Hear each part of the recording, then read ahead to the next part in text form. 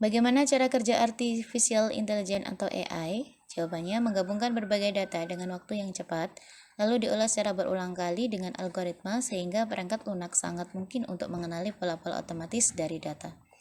Soal nomor 2. Tujuan dari Name Entity Recognition atau NER dalam Natural Language Processing yaitu untuk jawabannya mengidentifikasi dan mengklasifikasikan entitas penting seperti nama orang, tempat, dan organisasi dalam teks. Soal nomor 3. Apa peran AI dalam meningkatkan interaktivitas presentasi multimedia? Jawabannya menggunakan algoritma untuk menciptakan kuis dan polling langsung selama presentasi. Soal nomor 4. Apa manfaat utama dari menggunakan AI untuk penilaian formatif dalam pembelajaran? Jawabannya, mengotomatisasi proses penilaian dan memberikan umpan balik real time yang memungkinkan siswa untuk memperbaiki pemahaman mereka secara langsung. Soal nomor 5, cabang utama dari Artificial Intelligence atau AI antara lain pembelajaran mesin, pembelajaran mendalam, pengelolaan pola, pemrosesan bahasa alami, robotika sistem pakar, fisik komputer, dan kecerdasan umum.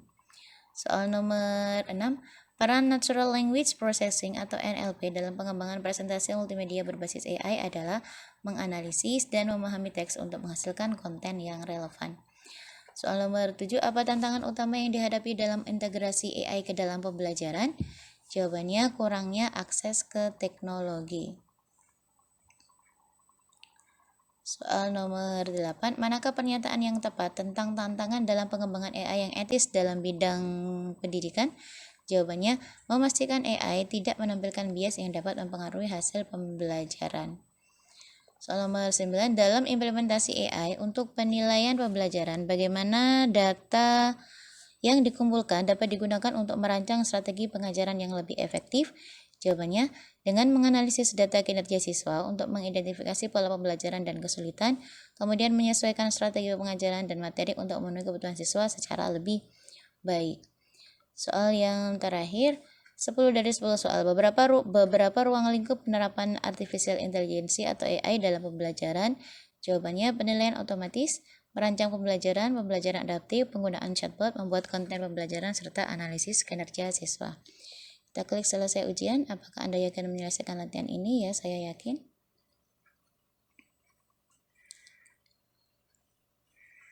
Apa keuntungan utama menggunakan AI dalam pembuatan presentasi multimedia? Jawabannya adalah menyediakan analisis otomatis terhadap konten. Soal nomor 2 dari 10 soal, bagaimana urutan login ChatGPT untuk pertama kali? Jawabannya, buka situs web ChatGPT, klik tombol sign up atau login, masukkan email atau akun Google atau Microsoft, verifikasi email, masukkan nama dan informasi lain, setujui syarat dan ketentuan, lalu klik mulai. Kemudian soal nomor 3 dari 10 soal, bagaimana Anda dapat mengubah tema atau gaya presentasi di Tom? Jawabannya dengan memilih tema dari opsi themes dan menerapkannya ke seluruh slide. Soal nomor 4 dari 10 soal, bagaimana memindahkan file Word ke PowerPoint yang efektif? Jawabannya adalah send to PowerPoint.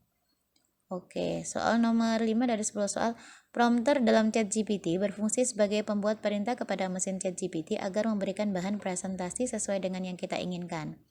Agar prompter dapat mempengaruhi hasil ChatGPT dengan baik, maka sebaiknya jawabannya memberikan input dan instruksi yang jelas dan spesifik. Soal nomor 6. Bagaimana AI dapat meningkatkan kualitas konten dalam presentasi multimedia? Jawabannya dengan menganalisis dan menyarankan konten berdasarkan data dan tren terkini. Soal nomor 7 dari 10 soal, apa yang pertama kali harus dilakukan untuk menggunakan ChatGPT? Jawabannya adalah login ke akun ChatGPT. Soal nomor 8 dari 10 soal, berikut ini ragam media yang benar untuk menyampaikan pesan. Bisa melalui teks, gambar, audio, video, ataupun animasi. Soal nomor 9 dari 10 soal, manakah dari pernyataan berikut yang merupakan contoh penggunaan multimedia dalam presentasi? Jawabannya menggabungkan teks, gambar, video, dan animasi untuk mendukung poin-poin yang disampaikan.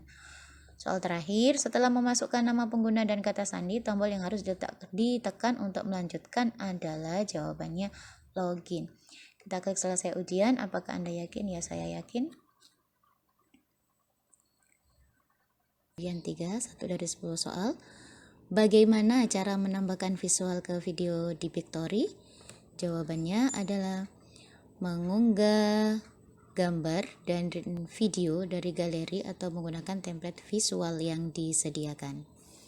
Soal selanjutnya, nomor 2 dari 10 soal. Kegunaan utama Tom Application dalam pembuatan video pembelajaran berbasis AI adalah? Jawabannya, mengedit video dengan efek khusus. Soal selanjutnya, apa prinsip dasar penggunaan video pembelajaran dalam pendidikan? Jawabannya adalah untuk menyajikan informasi dalam format visual dan audio untuk meningkatkan pemahaman dan retensi. Soal selanjutnya, untuk memperoleh hasil voice over yang baik dengan menggunakan ttsmarker.com harus memperhatikan settingan yang tepat antara lain. Jawabannya adalah format MP3 laju 0,9%, volume 120%, pitch control low pitch kurang dari 5%, jeda baris 800 ms. Oke, soal selanjutnya.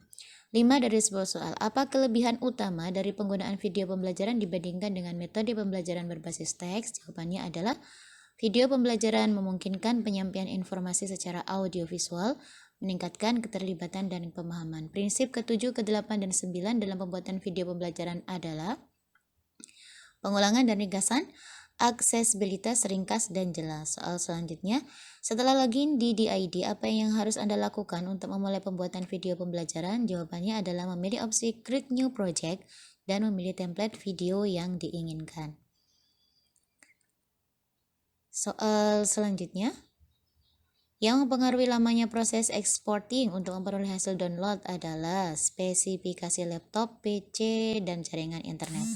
Soal selanjutnya, pilih mana tombol yang sesuai untuk membuat proyek baru dalam aplikasi Tom. Jawabannya adalah Create. Soal selanjutnya, tahapan yang paling sulit dalam pembuatan video pembelajaran menggunakan AI adalah membuat skrip. Apa fitur class point yang memungkinkan penggunaan AI dalam kuis? Jawabannya fitur All Quiz Generator di class point. Nomor 2, pilihan penggunaan pada aplikasi AI Quizzes antara lain sekolah, perusahaan, keperluan pribadi. Salah satu platform untuk membuat dan menjalankan kuis interaktif adalah, jawabannya Quizzes. Soal nomor 4, manakah pernyataan berikut ini yang merupakan tujuan utama dari pembuatan asesmen dalam pembelajaran? Jawabannya adalah mengukur capaian pembelajaran peserta didik. Nomor 5, langkah pertama dalam pembuatan asesmen pembelajaran menggunakan AI adalah menentukan tujuan pembelajaran.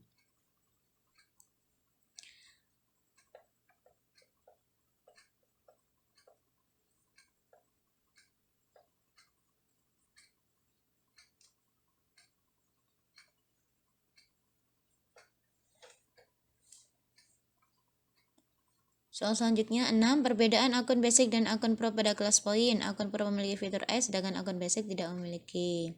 Apa langkah pertama dalam mendesain kuis? Membuat presentasi PowerPoint dan menentukan slide yang akan digunakan untuk kuis. Cara menambahkan soal pilihan ganda di aplikasi kelas poin adalah dengan memilih icon multiple choice di toolbar kelas poin. Soal nomor 9. Pilihan tools untuk melakukan asesmen pembelajaran dalam pelatihan ini. Jawabannya adalah Google Forms, Quizzes, dan Classpoint. Dan soal terakhir tidak keluar. Jadi kita klik selesai ujian.